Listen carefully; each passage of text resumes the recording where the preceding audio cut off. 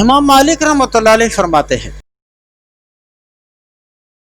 جو آدمی صحابہ کرام رضی اللہ عنہم سے نفرت رکھتا ہے، بغض کرتا ہے، وہ مومن نہیں ہے، کیونکہ ان سے بغض کرنے والے وہی لوگ ہیں۔ اللہ فرماتے ہیں لیغیظ بہم الکفار، تاکہ اللہ کافروں کے دلوں کو جلائے۔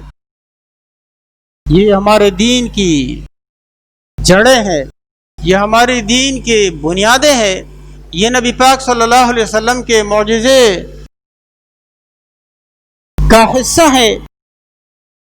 اگر ہم ان کو متہم کرتے ہیں، ان کے بعد والے لوگوں کو متہم کرتے ہیں، ان کے بعد والے لوگوں کو، تو ہمیں دین جس ذریعے سے پہنچا ہے وہ دین متہم ہو جائے گا، وہ دین مشکوک ہو جائے گا، وہ دین مظنون ہو جائے گا، وہ قابل عمل نہیں رہے گا۔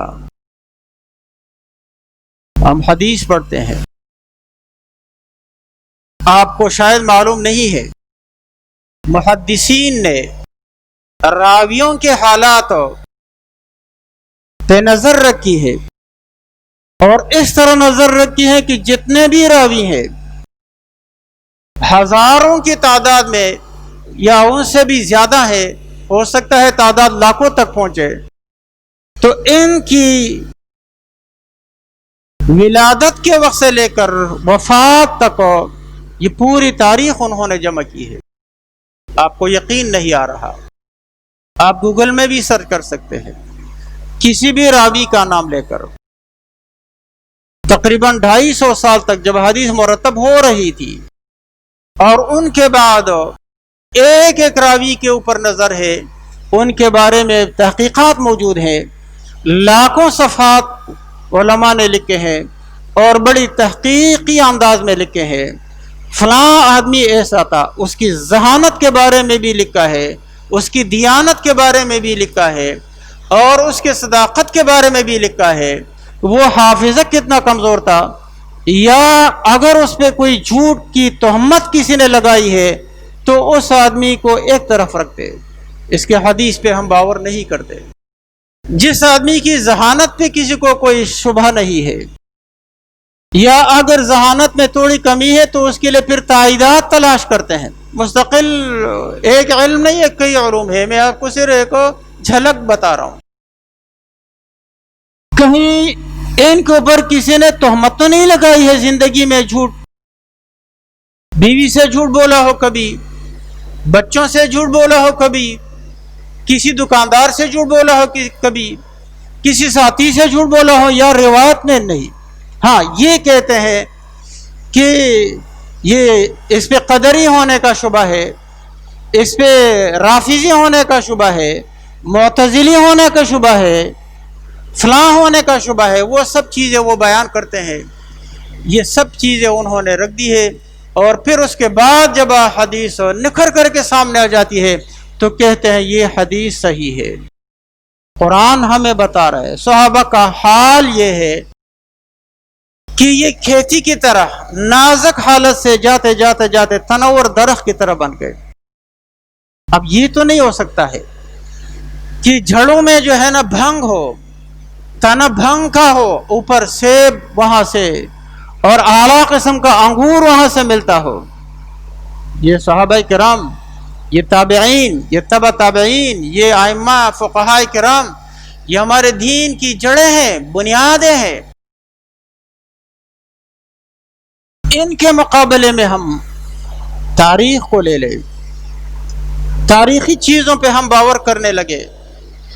آج کل بہت سارے ملاحدہ، بہت سارے لوگ اسلاف کے بارے میں برا بلا کہتے ہیں، بدظنیاں پیدا کرتے ہیں۔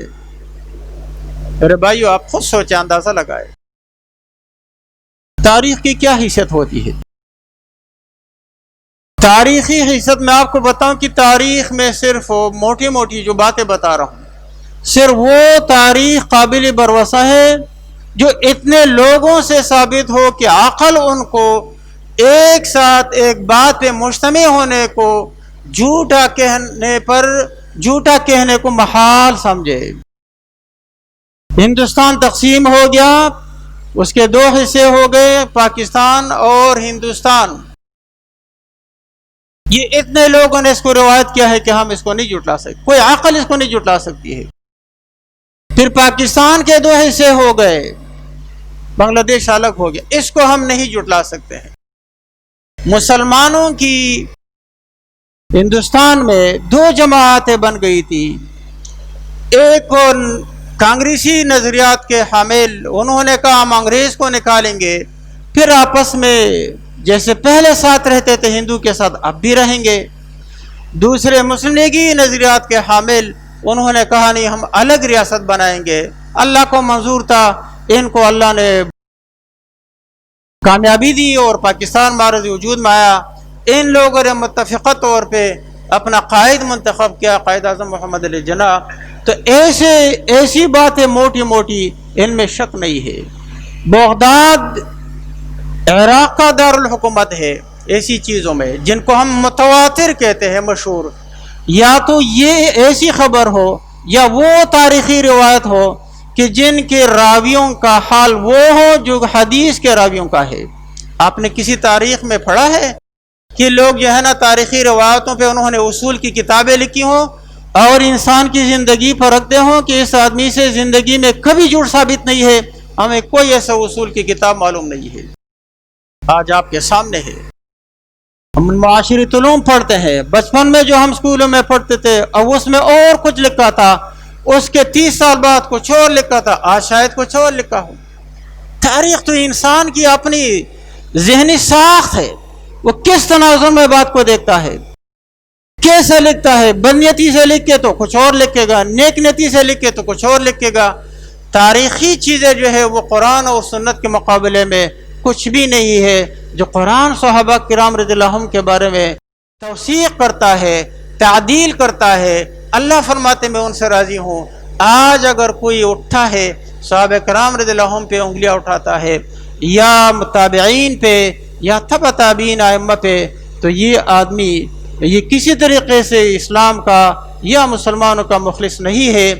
ہمیں قرآن اور سنت کی طرف دیکھنا چاہیے کہ ان میں اسلاف کی کیا حیثیت ہے، صحابہ کرام رضی اللہ عنہم اور تابعین کی کیا حیثیت ہے، اور تاریخ کی کیا حیثیت ہے۔